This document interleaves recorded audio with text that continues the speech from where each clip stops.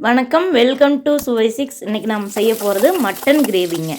இந்த மசாலா பார்த்திங்கன்னா சின்ன வெங்காயம், இஞ்சி பூண்டு, கறி மசாலா தூள் 2 ஸ்பூன் சேர்த்து நல்லா வதக்கலாங்க.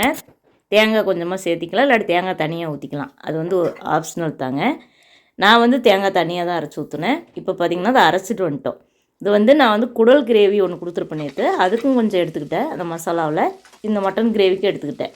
இப்போ சின்ன வெங்காயம் சேர்த்துட்டு அதுக்கப்புறம் இஞ்சி பூண்டு சேர்த்து வதக்கிட்டு பட்டை சோம்பு போட்டு தாளிச்சிருக்கிறோம். இப்போ பார்த்திங்கன்னா மட்டன் சேர்த்துக்கிட்டோம். மட்டன் ஒரு 300 கிராமுங்க. அதுக்கப்புறம் இந்த மல்லித்தூள், மிளகாத்தூள், கரம் மசாலா இதெல்லாம் கொஞ்சம் சேர்த்திட்டு அரைச்சி வச்ச மசாலா ஊற்றி வேக வச்சு எடுத்துக்கலாம் உப்பு போட்டு. பார்த்திங்கன்னா சூப்பராக இருக்கும் இந்த மட்டன் கிரேவி. இட்லி தோசைக்கு நல்லாயிருக்கும், அதே மாதிரி சாதத்துக்கு நல்லாயிருக்கும். ரொம்ப ரொம்ப டேஸ்ட்டாக இருந்ததுங்க.